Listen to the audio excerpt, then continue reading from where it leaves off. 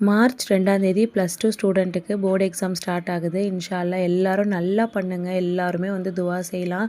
இவ்வளோ நாள் வந்து படிச்சிருப்பீங்க. புதுசா வந்துட்டு எதையும் யோசிக்கக்கூடாது. என்ன தெரியுதோ அதை போல்டாக அழகாக வந்து ப்ரெசென்ட் பண்ணுங்கள். கண்டிப்பாக வந்துட்டு இந்த மார்க் அப்படிங்கிறதுலாம் ஒரு நம்பர் தான். நீங்கள் எந்த அளவுக்கு நாலேஜ் கெயின் பண்ணியிருக்கீங்க, அந்த நாலேஜை வச்சு எப்படி நெக்ஸ்ட் ஸ்டெப்புக்கு உங்கள் லைஃப்பை கொண்டு போக போகிறீங்க அப்படிங்கிறது மட்டும்தான் விஷயம்.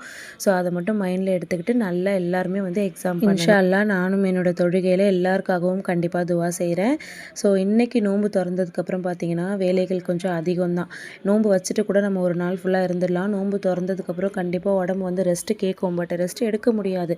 ஏன்னா நம்ம சகருக்கு சமைக்கணும், வீட்டில் சின்ன பிள்ளைங்க இருக்கிறதுனால மறுநாள் அவங்களுக்கு லஞ்ச் பேக் பண்ணுறதுக்கு ஏதாவது குட்டி குட்டியாக ப்ரிப்ரேஷன்லாம் பண்ணி வைக்கணும். ஸோ அதுக்காக வேலைகளை ஸ்டார்ட் பண்ணி தானே ஆகணும். ஸோ வந்து முதல்ல கிச்சனை ஃபுல்லாக க்ளீன் பண்ணிட்டேன்.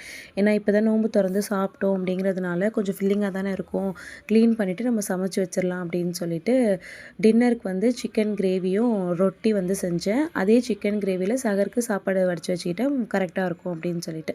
ஸோ எல்லாத்தையும் செஞ்சு முடிக்கிறதுக்குள்ள ரொம்ப டயர்டாயிடுச்சு. சாப்பிட்டுட்டு அமைதியாக போய் படுத்துட்டோம். சகருக்கும் எல்லாத்தையும் எடுத்து வச்சாச்சு. ஸோ உங்களுக்கு இந்த நோன்பு எப்படி போகுதுன்னு சொல்லுங்கள்.